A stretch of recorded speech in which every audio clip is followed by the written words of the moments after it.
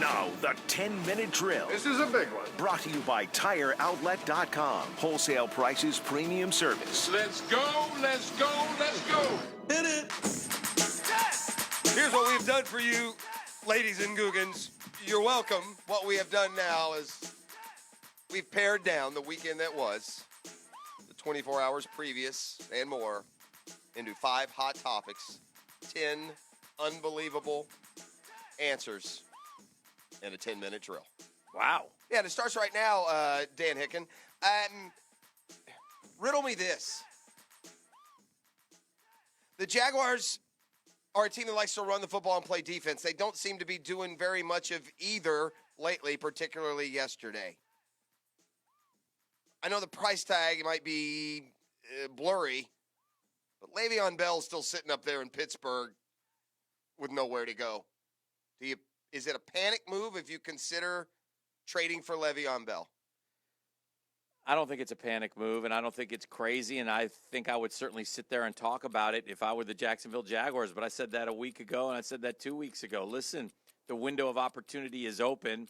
Our quarterback is up and down. We need to be able to pound the football. We can't pound the football with what we have, and we get away from the run. Le'Veon Bell is a do-everything running back.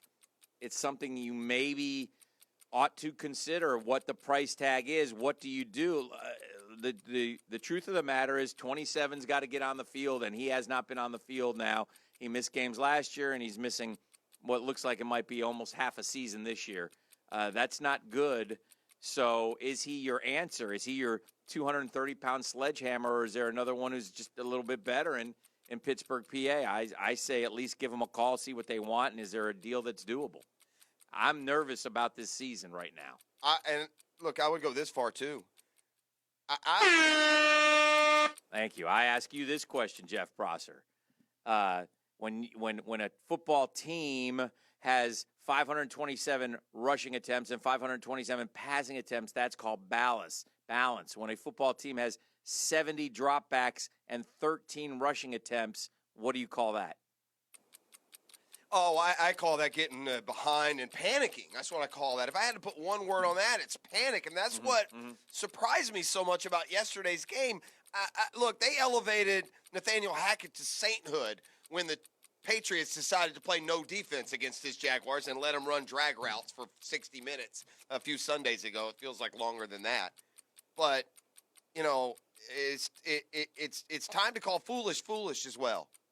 These are the mistakes that are so hard for coaches to live down. These are the worst because so many times the fans are wrong. We overreact. We say and do things that aren't practical at the time. But there's a couple of mistakes that coaches make where they are wrong, where the fans are right. Not calling a timeout when you should. All that experience, all that cash, you blew it. And the fans are right. It's 3rd and 1.5, the 5-yard line. You've just run it down the field. You're down 10.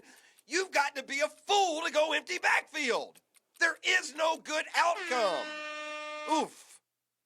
All right, Dan, let's go into more pleasant subjects. I was in the swamp on Saturday night, and it was rocking. I will give them that much. Now, are the Gators all the way back? I don't know. But I will take this signature win over the one that Jim McElwain provided from this standpoint. McElwain's, quote, signature win over a top 5 Ole Miss team was a blowout from the get-go. The team didn't have to prove anything. Saturday night was different, Dan.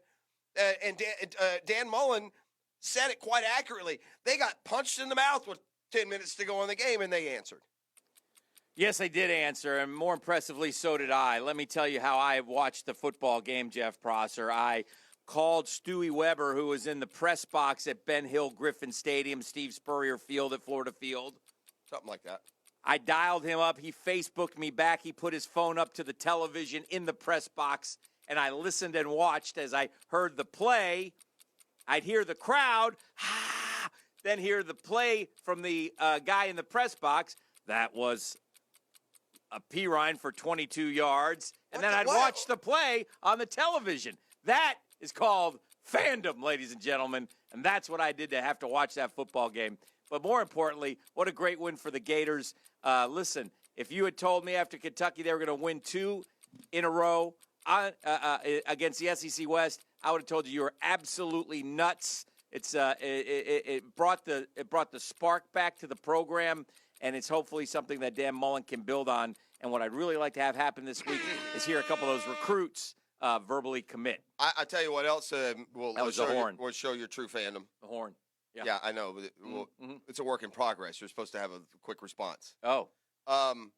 I'll tell you what else shows your fandom. I haven't traversed up to row 77 in a while, Hick.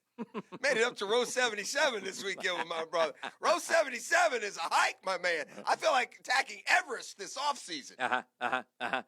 Jeff you can get a little woozy up there. I'm telling you, dude. Ben Hill Griffin is kind of straight up and down. Here's the thing, too, dude. A lot of inebriated people I saw. Yeah. I can't. I'm shocked. There's not like 14 to 30 tumbles right down the stairs around the stadium every game. It's a good tumble from up there, too. Oh, man. I saw him woozy and wobbling. It was Jeff Prosser, scary. Yeah. The Florida State Seminoles, unbelievably, unexplainably, lost a 20-point lead and lost the game 28-27. Listen, some Noel fans will spin it like at least it was a better game and they had a chance and there was opportunity. Others will say, we got 40 yards of offense in the second half, 40 yards of offense in the second half. What's the state of the program with Willie Taggart right now? The state of the program is awfulness is what it is. I don't know.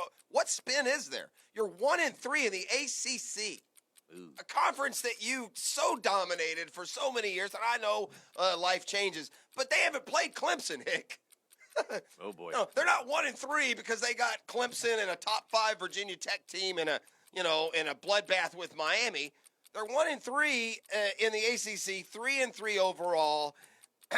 And look, I was in the Swamp. I didn't get to see this game, so I've just gone by the highlights that I've seen, and it looks like this, Dan. It looks like it's going to be a year where FSU is going to be damned if they do and damned if they don't. And what I mean by that is some side of the ball is going to let them down. And if one side happens to be good enough one week, then the other side is going to kill them. They were probably lucky to be up 27-7. I mean, they had a couple plays, turnover. DeAndre Francois did not have a great game. FSU is a mediocre program that's going to miss a bowl for the first time in forever. I will say this. They got hosed by the refs for not taking at least a closer look at that lateral play. It looked very close to me. Yeah. It's certainly worth a look. So that was a ridiculous I think it was actually legal, and they really screwed it up. Yeah, it might have. Can't you challenge that, though, Hick? Can't you, as a coach, demand that they look at it? I would think. Yeah. I would think. So anyway, that's your new and improved 10-minute drill.